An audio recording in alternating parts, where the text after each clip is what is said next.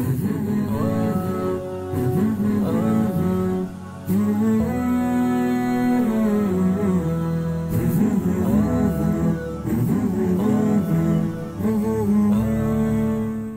باللہ من الشیطان الرجیم بسم اللہ الرحمن الرحیم قل اعوذ برب الناس ملک الناس الہ الناس من شر الوسواس الخناس الذی یوسوس فی صدور الناس من الجنۃ والناس۔ کہو کہ میں پناہ مانگتا ہوں سب لوگوں کے پروردگار کی، سب لوگوں کے بادشاہ کی، سب لوگوں کے معبود کی،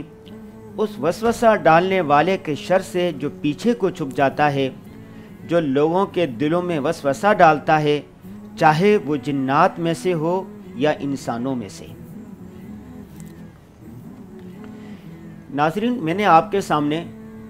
سورۃ الناس کی تلاوت کی اور ترجمہ کیا۔ اس سورۃ الناس سے ہمیں کیا اسباق ملتے ہیں، کیا پیغامات ملتے ہیں، کیا ہدایات اور رہنمائی ملتی ہے، اس موضوع پر گفتگو کرنے کے لیے ہم نے اسٹوڈیو میں مدعو کیا ہے حضرت مولانا ڈاکٹر محمد افضل خان صاحب کو۔ آئیے ان سے باقاعدہ گفتگو کا آغاز کرتے ہیں۔ السلام علیکم ڈاکٹر صاحب۔ وعلیکم السلام۔ ڈاکٹر صاحب، یہاں پر جو کہا گیا ہے من شر الوسواس الخناس، کہ اس وسوسہ ڈالنے والے کے شر سے پناہ مانگی گئی ہے جو پیچھے کو چھپ جاتا ہے، اس سے کیا مراد ہے؟ بسم اللہ الرحمن الرحیم، نحمدہ ونصلی علی رسولہ الکریم۔ غازی صاحب، یہ جو سورہ الناس میں ذکر فرمایا گیا کہ من شر الوسواس الخناس، تو اس جو وسواس سے مراد یہ ہے کہ جنات یا انسانوں میں سے وہ لوگ کہ جو انسانوں کو گمراہ کرنا چاہتے ہیں، انسانوں کو اللہ تعالیٰ کی راہ سے بھٹکانا چاہتے ہیں،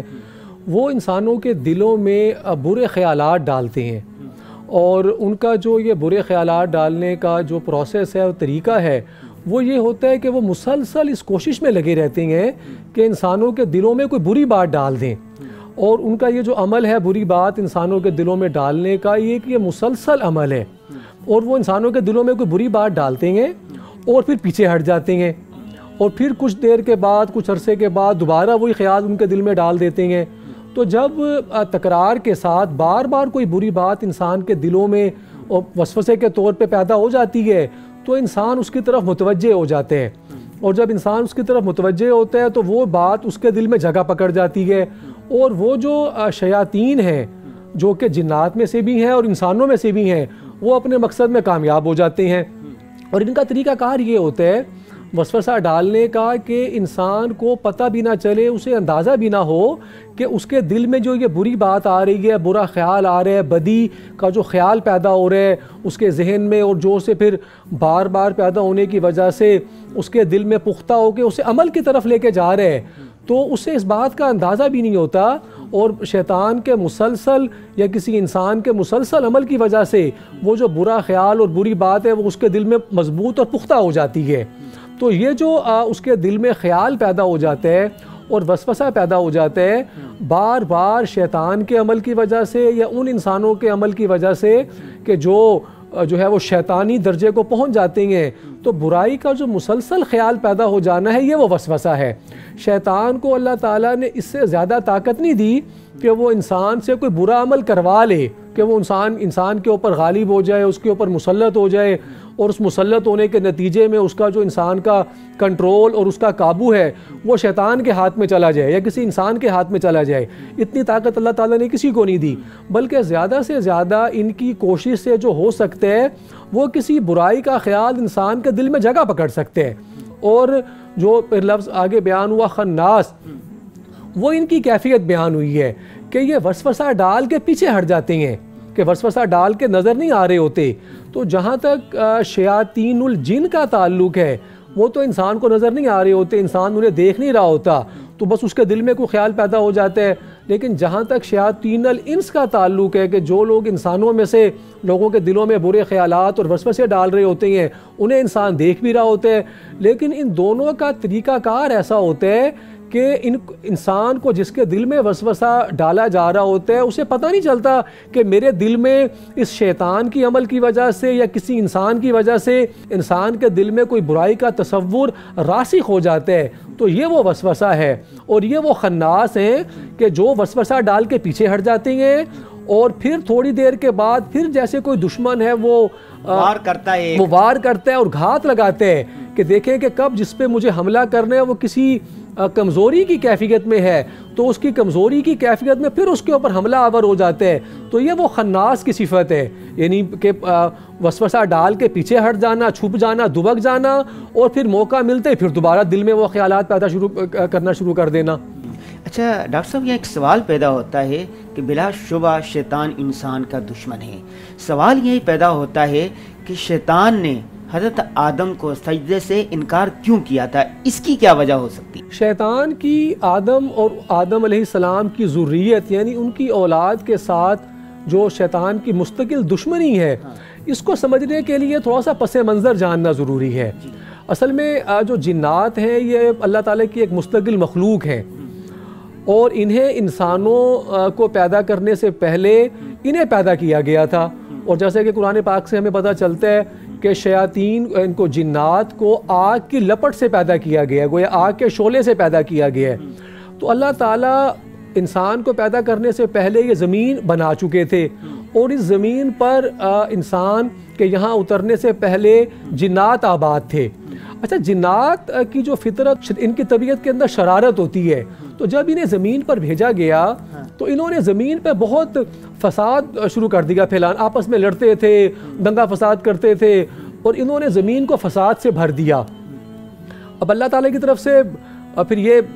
ارادہ ہوا اللہ تعالیٰ کا کہ اس فساد کو ختم کیا جائے, تو ملائک کو بھیجا گیا زمین پر کہ ان جو جنات نے زمین میں یہ فساد پیدا کرنا شروع کر دی ہے اس فساد کو ختم کیا جائے. تو مختلف ملائک یہاں پر آئے لیکن وہ ان کے اس فساد کو, لڑائی کو, جھگڑے کو, دنگے کو, شرارتوں کو وہ کنٹرول نہیں کر سکے. اچھا, انہی جنات میں سے ایک جن جس کا نام عزازیل تھا وہ بھی جنات میں سے تھا اور یہ بڑا مطیع اور فرما بردار جن تھا. یہ اللہ تعالیٰ کی بات مانتا تھا, فرما برداری کرتا تھا اور بہت عبادت گزار تھا. اور اس عبادت گزاری کی وجہ سے اسے معرفت الہی بھی حاصل تھی, بلکہ اسے معرفت الہی کے وہ درجات حاصل تھے کہ جو اکثر فرشتوں کو بھی حاصل نہیں تھے اپنی اس اطاعت کی وجہ سے اور فرما برداری کی وجہ سے. اور فرشتے اس سے ذات باری تعالیٰ کے متعلق کچھ علم حاصل کرتے تھے, اسی لیے اسے فرشتوں کا استاد بھی کہا جاتا تھا. تو جب ملائک یہاں زمین پہ جنات کے اس فساد کو قابو کرنے میں کامیاب نہ ہو سکے تو اس نے ذات باری تعالیٰ سے درخواست کی کہ اے رب آپ مجھے زمین پہ بھیجئے اور میں ان کو جا کے قابو کرتا ہوں, کنٹرول کرتا ہوں. تو اللہ تعالیٰ نے اس کو عزازیل کو زمین پہ بھیج دیا. اب اس نے یہاں ان جنات کو کسی کو مارا, کسی کو قابو کیا اور مختلف طریقوں سے اس نے بہرحال زمین پہ کنٹرول حاصل کر کے اور وہ جو دنگا فساد تھا اور جنوں کی شرارتیں تھیں ان پہ اس نے غلبہ حاصل کر لیا اور قابو حاصل کر لیا, امن ہو گیا اور زمین میں امن قائم ہو گیا. اب اس کے اس کارنامے کی وجہ سے اس کے دل میں فطری طور پہ یہ بات یعنی ایک خیال پیدا ہو گیا کہ آسمانوں کی بادشاہت تو اللہ کے پاس ہے اور زمین کی بادشاہت میرے پاس ہے.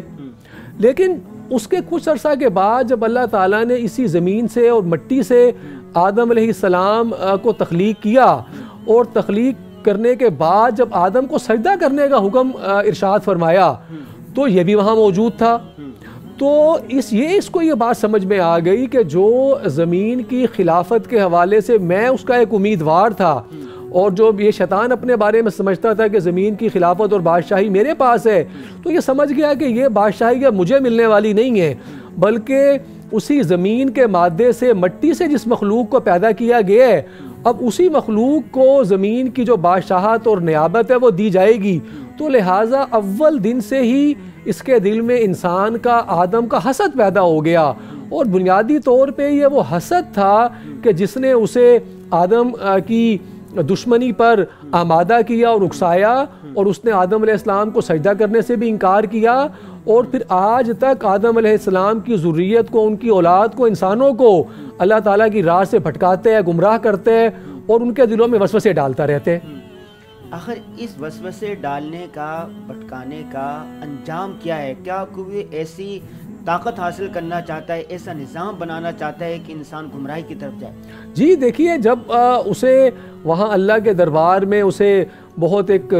ذلت کے ساتھ اسے وہاں سے نکلنا پڑا، یعنی کہاں تو ایک طرف وہ یہ سمجھ رہا تھا کہ زمین کی بادشاہت جو ہے وہ مجھے مل گئی ہے، اور کہاں جو ہے پھر وہ اسے ذلیل ہو کر اور راندہ درگاہ اور رسوا ہو کر وہاں سے نکلنا پڑا ذات باری تعالیٰ ان کی بارگاہ سے۔ تو یہ آدم کا حسد تھا، اسے نکال نہیں سکا، اور اس نے پھر اپنا ایک باقاعدہ ایک مشن بنا لیا، اور اللہ تعالیٰ سے اس نے اجازت بھی طلب کی۔ اللہ تعالیٰ نے اپنی تکوینی حکمت سے اسے یہ اجازت بھی دی کہ یہ چاہے تو انسانوں کے دلوں میں وسوسہ یعنی پیدا کر سکتے ہیں، اور ان کے دل میں کوئی گمراہی کا خیال پیدا کر سکتے ہیں، لیکن جیسا کہ میں نے شروع میں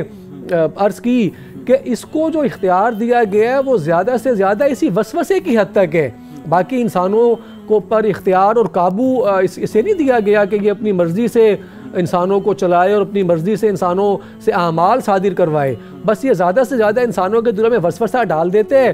اور پھر وہ وسوسہ یہ مستقل ڈالتا رہتے ہیں، اور اس کی وجہ سے جب انسان اللہ تعالیٰ کی یاد سے غافل ہوتے ہیں اور شریعت اس کے سامنے نہیں ہوتی تو اس کا یہ وار کامیاب ہو جاتا ہے۔ اگر انسان ذات باری تعالیٰ کے ساتھ اس کا تعلق مضبوط ہو، اور آپ جناب رسول اکرم صلی اللہ تعالیٰ علیہ وسلم کی شریعت پر پختگی سے اس کا عمل ہو، تو شیطان کا یہ وار نہیں چل سکتا۔ اچھا، آج کل جو ہے نا یہ توہم پرستی کا، وہم کا مرض تیزی سے بڑھ رہا ہے۔ کیا یہ وہم جو ہے یہ وسوسے پیدا ہوتا ہے؟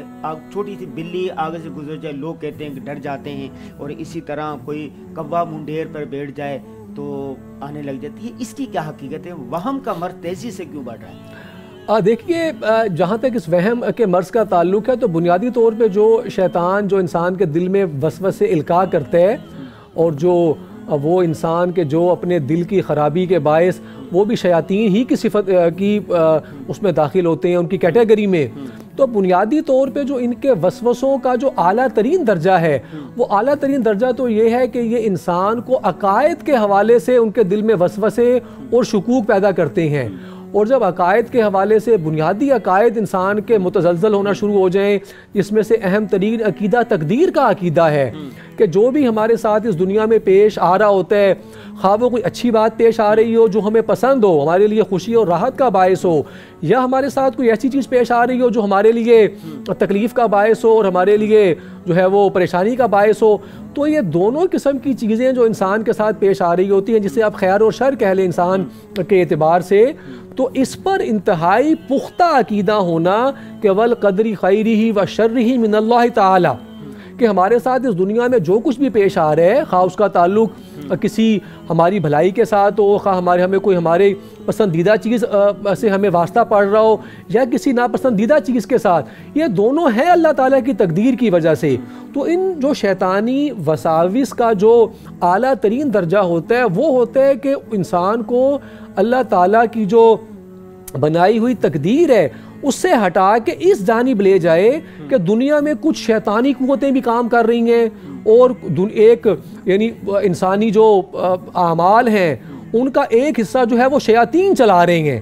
اب جب یہ خیال پیدا ہونا شروع ہو جاتا ہے تو جو ذات باری تعالیٰ کا مطلق اختیار اور مطلق اقتدار ہے، یہ اس میں فساد پیدا ہو جاتا ہے اور انسان شرک کی طرف چلا جاتا ہے۔ تو گویا جو سب سے پہلا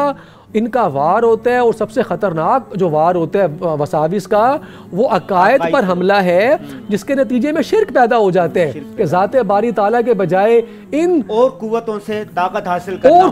اور قوتوں سے اور یعنی دراصل تو یہ شیطان کو کچھ نہ کچھ جو ہے وہ تصرفات بھی حاصل ہے،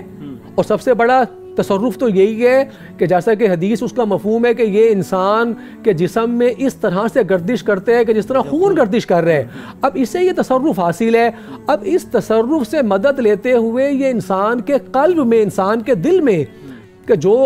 قلب انسان کے اعمال کا مرکز ہے، انسان کے جو اعمال انسان سے صادر ہوتے ہیں، انسان کوئی کام کر رہا ہوتا ہے، اس کا جو بنیادی محرک ہے وہ تو اس کا قلب ہے۔ اب جب اس انسان کے دل میں خیال پیدا ہو جاتے ہیں اور بار بار وہ خیال پیدا ہونا شروع ہو جاتے ہیں تو وہ انسان کے دل میں جگہ پکڑ جاتے ہیں، تو اس سبب سے جو انسان کے دل میں کوئی بات پختہ ہو جائے تو پھر انسان، جیسے کہ میں نے عرض کیا، کہ عمل کی طرف چلا جاتا ہے۔ تو یہ جو پہلا درجہ ہے کہ ان وساوس کا یہ عقیدے کا فساد اور بگاڑ ہے۔ اچھا، دوسرے درجے میں فرض کیجئے کہ کچھ لوگوں پر اگر اس طرح شیطان کا وار نہیں چلتا کہ وہ ان کے عقائد میں کوئی فساد پیدا نہیں کر سکتا، تو وہ ان کو اعمال کے حوالے سے بدعت کی طرف لے جاتے ہیں کہ اب جو ہے وہ طرح طرح کی جو بدعات ہیں اس کا شکار ہو جاتے ہیں۔ اچھا، اگر وہ بدعات سے بھی بچ جائیں تو جو کہ دوسرا درجہ تھا شیطان کے وسوسے کا، پھر ایک تیسرا درجہ ہے کہ عقائد بھی ٹھیک ہے، بدعات بھی نہیں ہیں، پھر یہ معصیت کی طرف لے آتے ہیں کہ انسان کے دل میں معصیت کا خیال پیدا کر دیتے ہیں، گناہ کا خیال پیدا کر دیتے ہیں، اور انسان جو ہے وہ جو کبائر ہیں، یعنی جنہیں گناہ کبیرہ کہا جاتا ہے، اس کا مرتکب ہو جاتا ہے۔ اب ایک آدمی کا ایمان بھی ٹھیک ہے، ایک آدمی کا وہ بدعات میں بھی مبتلا نہیں ہے، لیکن ہم دیکھتے ہیں کہ لوگ کبیرہ کے مرتکب ہو رہے ہوتے ہیں، گناہوں میں مبتلا ہوتے ہیں، تو یہ وہ وسوسہ ڈالنے کی تیسری قسم ہے کہ یہ اس راہ سے ان پہ حملہ آور ہوتا ہے اور انہیں کبائر میں یعنی گناہ کبیرہ میں مبتلا کر دیتے ہیں۔ اچھا، پھر اگر یہ بھی نہ کر سکے تو پھر کہتے ہیں کہ چلو کوئی بات نہیں، یہ تو چھوٹی سی بات ہے اور اس سے کیا ہو جائے گا، اللہ تعالیٰ تو بہت غفور ہے، وہ بہت رحیم ہے، وہ بہت رحمان ہے، تو انسان کو صغائر کی طرف متوجہ کر دیتے ہیں، یعنی گناہ صغیرہ کی طرف۔ تو یہ اس کے وہ درجات ہیں کہ یا تو یہ انسان کے دل میں عقائد کا فساد پیدا کر دیتا ہے وسوسہ ڈال کے، یا اسے بدعات کی طرف متوجہ کر دیتا ہے، یا اس سے کبیرہ کے ارتکاب کی بات اس کے دل میں ڈال دیتا ہے، اور بار بار ڈالنے کی وجہ سے وہ وسوسہ پھر انسان اس کے متعلق پلاننگ کر کے اس پہ عمل کر لیتا ہے، یا اس کے دل میں کوئی چھوٹا گناہ اور صغیرہ گناہ اس کے دل میں ڈال دیتے ہیں۔ تو یہ اس کا پورا شیطان کے وسوسے ڈالنے کا یہ اس کا پورا ایک پروسیس اور طریقہ کار ہے۔ اچھا، یہ بتائیے کہ جیسے جمادات ہے، نباتات ہے، حیوانات ہے، ملائکے، جنات ہے اور انسان ہے، انسان تو اشرف المخلوقات ہے نا، کہ جو انسان اللہ کے روحانیت کے زیادہ قریب ہوگا، نیکی کے زیادہ قریب ہوگا، وہ اتنا ہی شر سے، سحر سے، جادو سے، وسوسوں سے بچا رہے گا، اور جو جتنا روحانیت سے دور ہوگا، گناہوں میں مبتلا ہوگا، اتنا ہی اس کے اندر وہم ہوگا، سحر ہوگا، جادو ہوگا۔ ایسا ہے؟ جی بالکل ایسا ہی ہے۔ دیکھیے جو وسوسے کی بات ہو رہی ہے، وسوسہ اپنا کام کرتا ہی اس وقت ہے کہ جب جو مخلوق ہے وہ خالق سے دور ہو جائے۔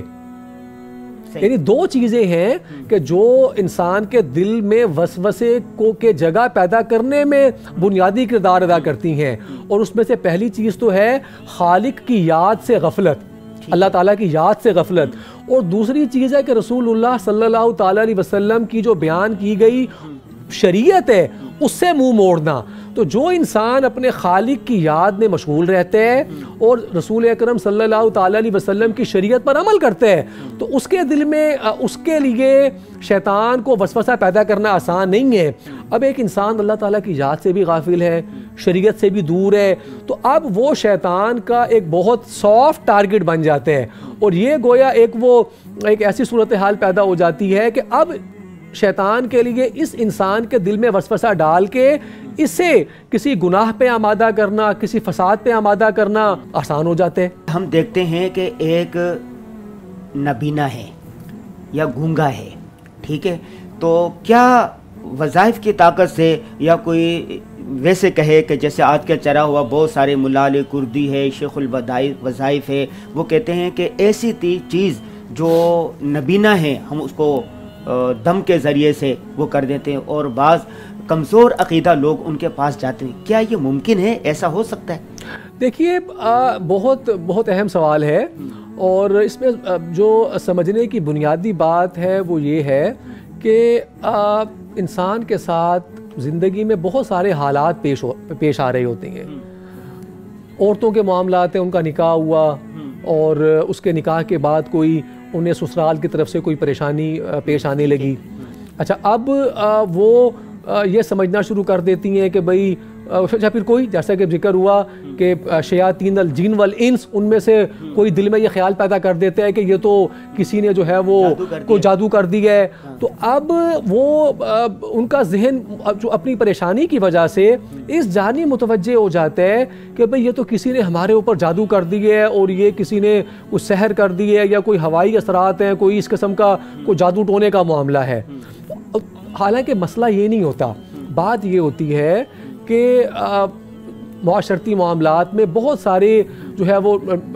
ایشوز ہوتے ہیں، اور آپس کے تعلقات میں بگاڑ اور فساد پیدا کرنے والی بہت ساری چیزیں ہمارے اپنے معاملات کے اندر موجود ہوتی ہیں۔ تو ہم بجائے اپنے اخلاق کی درستی کرنے کے اور اپنے معاملات کو دیکھنے کے اور آپس کے جو تعلقات ہیں اس میں صبر کو، اس میں تحمل کو، اس میں ایک دوسرے کو برداشت کرنے کو، اور ظاہری سی بات ہے دو خاندانوں کا